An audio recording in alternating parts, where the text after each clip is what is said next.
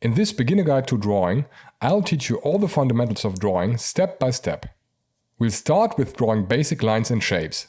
Then we'll transform these shapes into simple 3D objects, which we'll then put into a scene with correct perspective.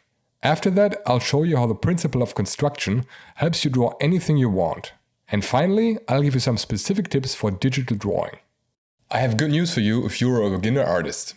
You will never progress faster than in the beginning, if you do it right. So let's dive right in and start with level 1. Lines. If you're completely new to drawing, the blank canvas or paper can be a bit daunting. To overcome any fears that you might have, you have to just jump in and start. And the easiest thing that anyone can draw is a line. So just start drawing lines to warm up your hands.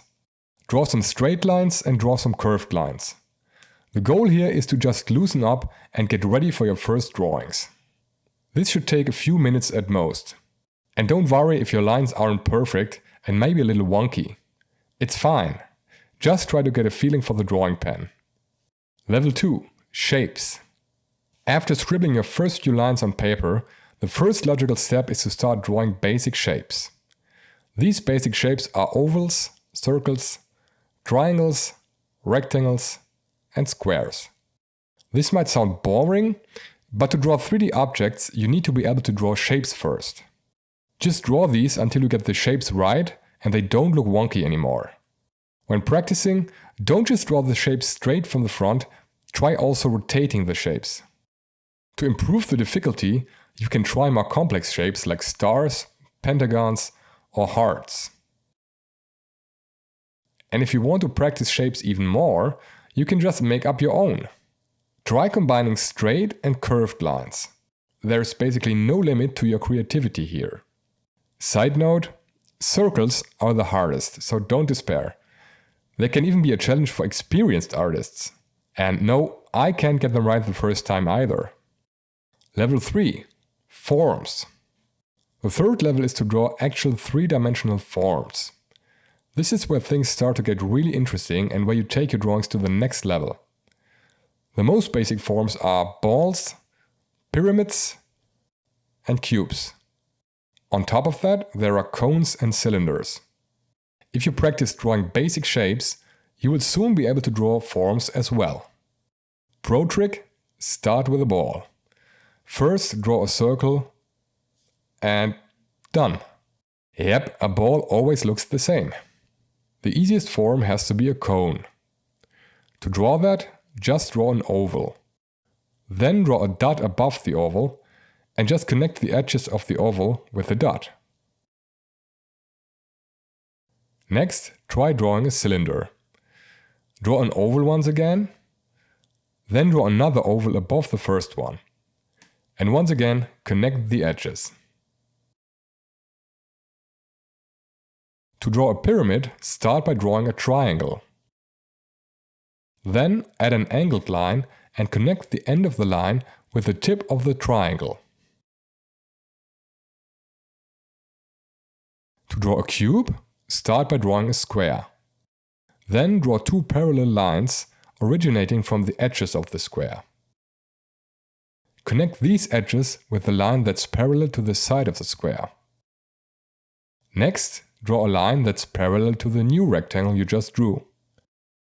And finally, connect everything with a line that's parallel to the original square. And just like that, you learn to draw 3D forms. Now, make sure to practice these for a bit.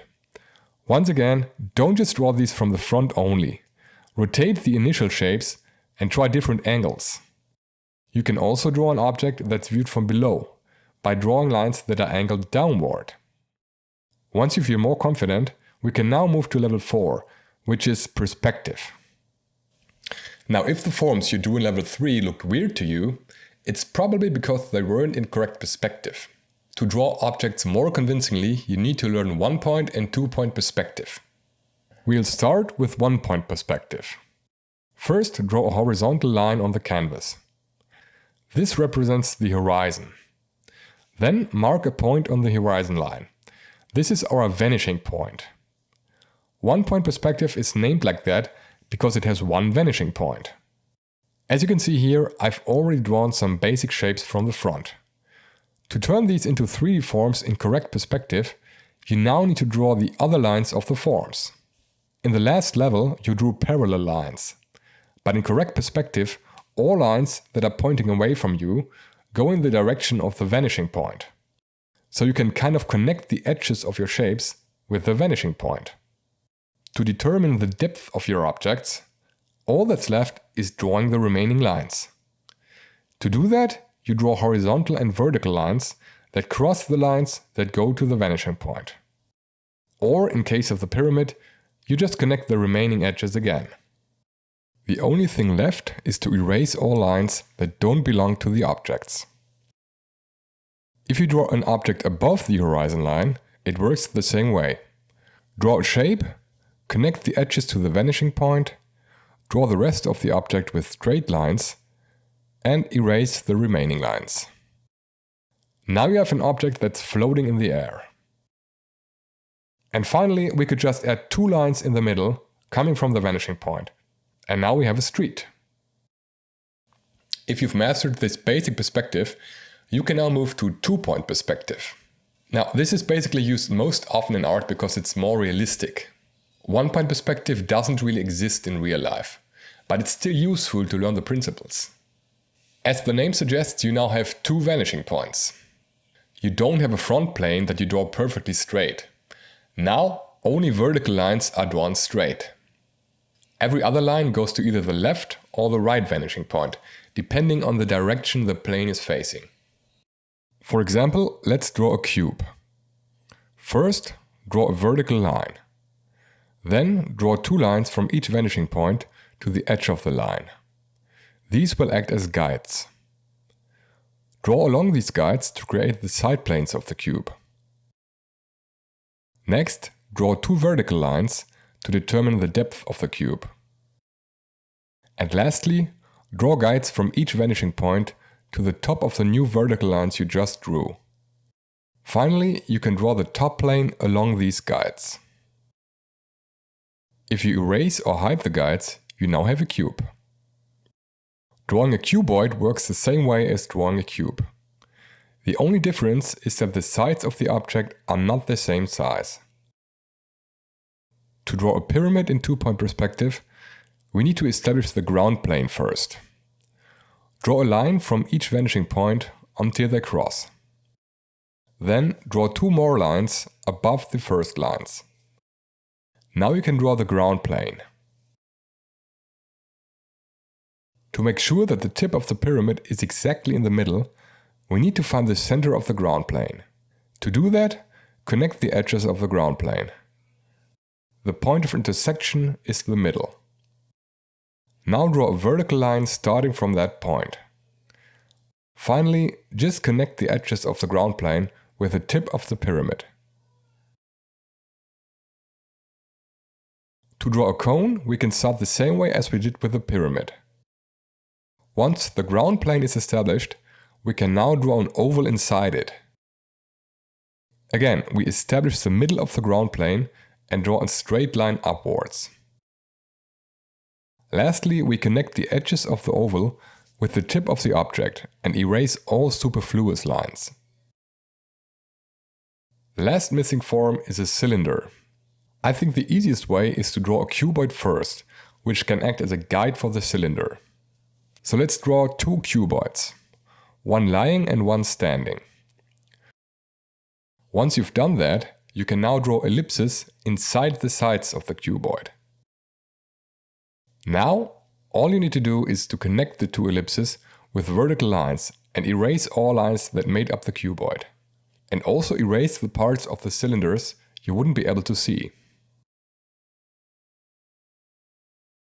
All this might be a bit overwhelming at first if you've never drawn like this, but I'm sure with a bit of practice you can get the hang of it. And when you can draw these simple forms in 2-point perspective correctly, you should be able to draw a city already, because most buildings are simple cuboids. The sidewalk as well. Poles are just long cylinders, windows on buildings can be just rectangles. You get the point. Now, you might be wondering how this will help you if you want to draw something more organic, like animals or people. And that's where the next fundamental comes in. Construction. The cool thing is that what I just taught you is the foundation for everything else you might want to draw. With these basic forms you can, in theory, draw anything you want. For example, you could put together a drawing of a simple character with just a few balls or circles. In this case, they represent the head, the torso, the eyes, etc. The arms and legs are basically cylinders. This serves as a base over which you can then draw a more refined drawing, so that you don't actually see the basic forms anymore. The same approach also works for more realistic drawings. In this case, I'm constructing a human. An egg shape for the head, circles or ovals for the chest area and joints, and cylinders for the arms, legs and neck. Of course, this is far from realistic, but it serves as a base to get the general shape, proportions and perspective right. With a bit of knowledge of anatomy, you can then go ahead and add more defined shapes that resemble the muscles, for example. This is the next step and obviously requires you to learn anatomy and do a lot of studies from photos. The same can be done with a head, for example. There are actually complete systems for drawing a head, like the LOOMIS method or the REILLY abstraction. And I've already made a separate video about these that you can check out. The link will be in the description box below this video. With time and practice, you don't need to rely on construction as much anymore. But it's still important to learn and always good to come back to. So here are the specific digital drawing tips I promised you at the beginning of the video. Actually, digital drawing is not that different from traditional drawing. The way I see it, there are three main benefits to drawing digitally: undo, layers, and perspective grids. So tip number one is use the undo shortcut, which is Ctrl-Z. You probably know the universal keyboard shortcut Ctrl-Z. It works in most computer software. It undoes the last action you just performed. You can do this in all digital painting programs too. Because of this, you don't really need to fear drawing a stroke on your canvas. Even if it's bad, you can immediately undo it and try again. This might feel like cheating to some people, but actually it's the same as erasing pencil lines on a piece of paper. You can do this digitally too, with the eraser tool, but Ctrl-Z is just faster. Now, here's a word of warning: try to not overuse this shortcut. Otherwise, you might end up in a perpetual cycle of not committing to a line. Ever. And tip number two is to use layers. Layers are another thing that is really useful in digital drawing. In pretty much all painting software, you can add several layers on top of each other. It's like drawing a sketch and then putting tracing paper on top to create a more defined drawing. When you add a layer in a digital drawing, you can continue working on the sketch, but now everything you draw is on a new layer and doesn't affect the original sketch. This way you can build a drawing from the ground up, step by step. You can start by drawing a very rough scribble on the first layer. Then you add another layer and draw a more refined sketch on top of that. And finally you can add another layer and draw an intricately detailed drawing on top. The cool thing here is that you can lower the opacity of each layer anytime, which means that it's more transparent and doesn't distract you from what you are currently drawing on your active layer. Another way to use layers that I personally use pretty often is to use them for different stages in your drawing or painting. Whenever you reach a point in a drawing that you are unsure about, save your document and just create a new layer. This way you have the opportunity to experiment a bit and try things out. And if it doesn't work out, no problem. You can always go back to the last stage without destroying your whole artwork. Number 3. Perspective grids. When drawing something in perspective, you can do it like I just showed you.